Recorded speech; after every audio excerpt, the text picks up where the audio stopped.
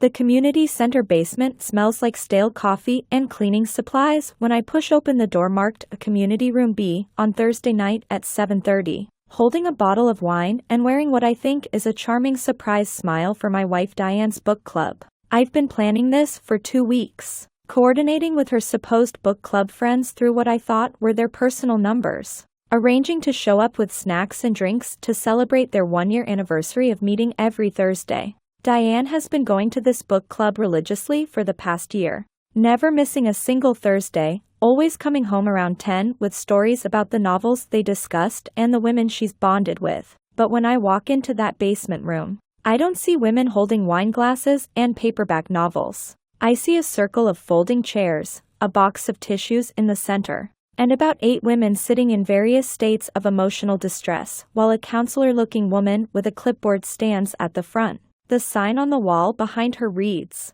Spousal Terminal Illness Support Group, Thursdays, 7 to 9:30 p.m., and I freeze in the doorway, completely confused about why Diane's book club would be meeting in a room with grief counselors and crying women. Diane sees me before I can back out of the room, and the expression that crosses her face isn't surprise or happiness. It's pure terror mixed with something else I can't quite identify. She stands up so fast her folding chair scrapes loudly against the linoleum floor, and every woman in that circle turns to look at me standing there with my bottle of wine and my stupid smile. The counselor woman asks if I'm looking for a different group, if I need directions to another meeting, and I'm about to say yes, when one of the women in the circle gasps and says my name, says, "Oh my God, that's Diane's husband, that's Kevin."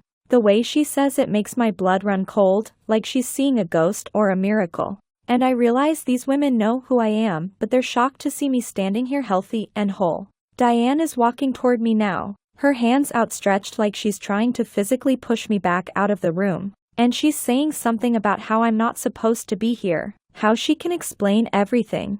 But the counselor is looking between us with this growing expression of confusion and concern, asking Diane if this is her husband Kevin, the one she's been talking about in group for the past year. Diane nods, still trying to guide me out of the room, and the counselor asks me directly how I'm feeling, if I'm having a good day today, if the new treatment protocol is helping with the symptoms. I have no idea what she's talking about. What treatment protocol, what symptoms, and I say so out loud. I tell her I'm perfectly healthy, that I just came to surprise my wife at her book club, that there must be some kind of mistake. The room goes completely silent, and I watch the counselor's face change as she processes what I just said. One of the women in the circle, a blonde woman in her 50s who I've never seen before, stands up and says, "But Diane told us you have stage 4 pancreatic cancer, that you only have 6 months to live." Another woman adds that Diane showed them medical records, that she's been sharing updates about my decline every week, about how I'm getting sicker and weaker. A third woman, crying now, says she donated money to help with my experimental treatment costs. That several of them did. The bottle of wine slips from my hand and shatters on the floor, red liquid spreading across the linoleum like blood, and I'm staring at Diane who has gone completely pale. I ask her what the hell is going on, why these women think I'm dying, why they've been giving her money for treatments I've never received. She's shaking her head, tears streaming down her face, saying she can explain, that it's not what it looks like, but the counselor is already pulling out her phone and saying she needs to call someone, that this is beyond her scope as a facilitator. Diane and I met at a pharmaceutical sales conference in Chicago where she was representing a medical supply company, and I was there for my job in hospital administration. She was smart and funny and beautiful, and we talked for hours about healthcare policy and our shared frustration with the system. We dated for a year before getting engaged, got married in a small ceremony at a winery, and built what I thought was a solid life together over the past 8 years. The Thursday Book Club started exactly 1 year ago, shortly after Diane lost her job at the medical supply company due to downsizing. She seemed depressed for a few weeks, spending a lot of time online and barely leaving the house. And then she came home one day excited about this book club she'd found through a community center posting. She said it was exactly what she needed. A group of women her age who loved reading and wanted deep discussions about literature and life. I encouraged her to go. Thought it was healthy for her to have her own social outlet and friends separate from our coupled life together. Every Thursday she'd leave at 6:30. Always dressed nicely, always carrying whatever book they were supposedly reading that week. She'd come home around 10, usually in a good mood, telling me about the discussions they'd had and the women she was getting close to.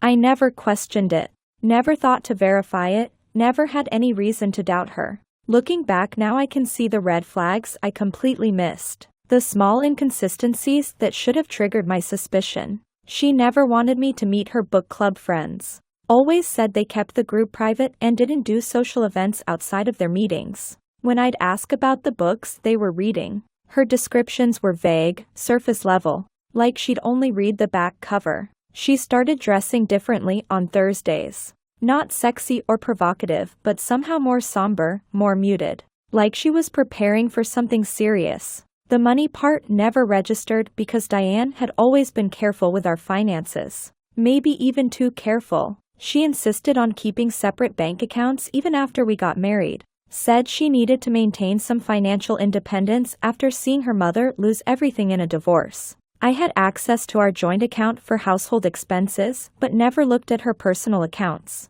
Trusted her completely when she said she was managing her own money responsibly. Now I'm standing in this community center basement while the counselor asks everyone to please remain calm. While Diane is sobbing and trying to explain herself. While these support group women are staring at me like I'm a fraud who crashed their safe space. The blonde woman who mentioned donations asks Diane directly how much money she's collected from the group. And Diane won't answer, just keeps crying and saying she's sorry. That she never meant for it to go this far. The counselor tells us that we need to leave. That she's going to have to report this to the community center administration and possibly to the police depending on how much money was involved. She says this is fraud. That Diane has been deceiving vulnerable women who trusted her with their grief and their financial support. She asks the group members to please document everything they've given to Diane. Every donation, every gift, every act of kindness based on lies about my terminal illness.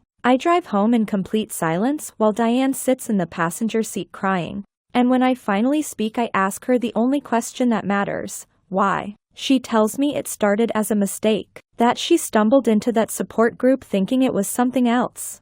And when they assumed she was there because of a dying spouse she didn't correct them. She says she was in such a dark place after losing her job, feeling worthless and invisible. And suddenly these women cared about her, supported her. Made her feel important. Then someone offered her money to help with my fictional medical bills. And she took it, telling herself it was just to help us through her unemployment. But it didn't stop there. It never does. She kept elaborating on the lie, creating medical updates and treatment schedules, showing them fabricated documents she created using her knowledge from working in medical sales. The women donated more, organized fundraisers, brought her groceries and gift cards. And Diane kept taking it all while I went about my normal healthy life completely unaware. She says she's collected about $47,000 over the past year from the support group members. Money she's been hiding in a separate bank account that I knew nothing about. Some women gave hundreds, some gave thousands.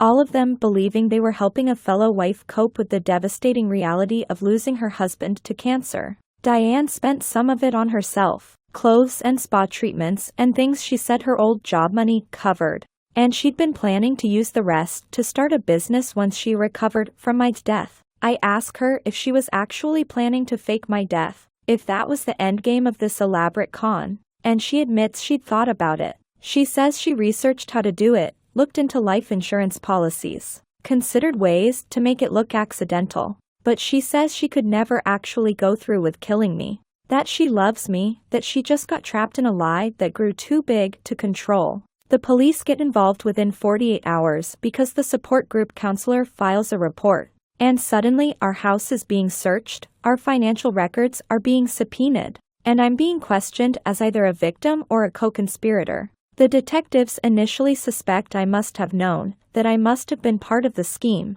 but my genuine shock and my complete lack of any financial benefit eventually convinced them I was another one of Diane's victims. The investigation reveals that this wasn't even Diane's first time running this particular con, that she'd done something similar in another city before we met. She joined a different support group, pretended her imaginary husband was dying from ALS, collected about $20,000, and then moved away before anyone could question her story. That's why she was so careful about keeping her finances separate from mine. Why she never wanted me too involved in her personal life. Why she maintained that wall between her Thursday nights and our daily reality. The support group women are devastated, not just by the financial loss, but by the emotional betrayal of having their grief manipulated and weaponized. Several of them had actually lost spouses to terminal illness, had genuinely understood the pain they thought Diane was experiencing, and finding out she'd been performing tragedy while they lived it makes them feel violated in ways money can't quantify. The blonde woman who asked about donations, whose name I learn is Patricia, writes a statement for the police describing how she gave Diane $5,000 that was supposed to be her late husband's life insurance money. Money she'd been saving for her own future security. Diane is arrested and charged with multiple counts of fraud, theft by deception, and forgery for the fake medical documents she created. Her lawyer tries to argue that she had a mental health crisis after losing her job, that she wasn't thinking clearly, that she never intended to harm anyone. But the evidence of premeditation is too strong, the previous con too similar, the fabricated documents too detailed and deliberate. I file for divorce immediately, unable to look at her without seeing a stranger who used our marriage as a prop in her sick performance. Our 8 years together suddenly feel hollow, questionable, like I need to examine every moment for other lies I might have missed. The house has to be sold because Diane's legal fees and the restitution she owes drain what little equity we had, and I lose the home I thought we were building together. The trial takes 7 months, and Diane eventually pleads guilty to avoid a longer sentence. She gets 4 years in prison and is ordered to pay back every penny she stole from those women, though everyone knows she'll never be able to actually repay that amount. The judge at sentencing says he's disturbed by the calculated nature of her deception, by how she identified vulnerable women and exploited their empathy for her own gain. Patricia reaches out to me about 6 months after Diane goes to prison, asking if we can meet for coffee. She tells me that the support group has continued meeting, that they're all still processing the trauma of being deceived so fundamentally. She says some of them initially blamed me, wondered if I really didn't know, but most have come to understand that I was a victim too in my own way. She apologizes for not questioning Diane's story more, for not asking to meet me earlier, for not recognizing the signs that something was wrong. I tell her there's nothing to apologize for, that Diane was a skilled liar who knew exactly what she was doing, who exploited the natural human tendency to believe and support people we think are suffering. Patricia says the worst part is that Diane made them all doubt their own judgment, made them afraid to trust other people's pain, made them question whether anyone's grief is real. That's the lasting damage of a con like this. Not just the stolen money, but the destroyed faith in human connection. I never visit Diane in prison, never respond to the letters she sends me trying to explain herself or apologize or maintain some connection to the life she destroyed. I move to a different city, start over with a new job, try to build a life that isn't built on anyone else's lies. But I still think about those Thursday nights, about sitting at home watching television while my wife sat in a basement circle performing tragedy, collecting sympathy and cash for a death that was never coming.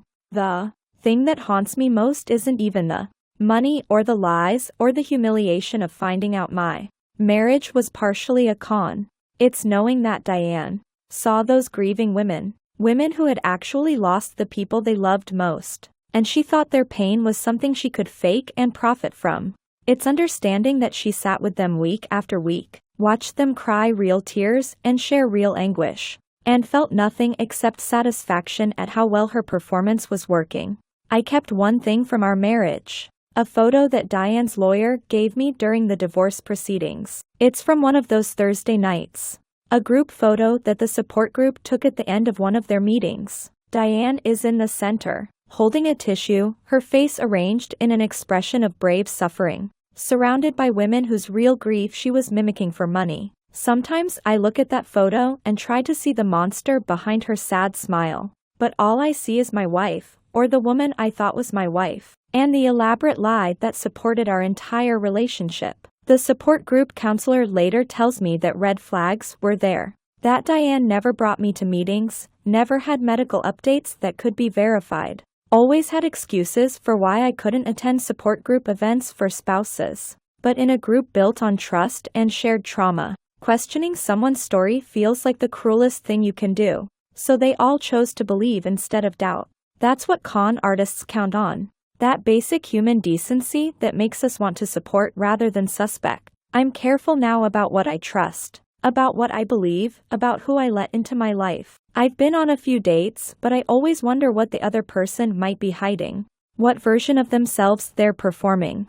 What lies they're building that will eventually collapse and destroy everything. Diane taught me that you can live with someone for years, share a bed and a home and a life, and still not know them at all. So I have to ask you something.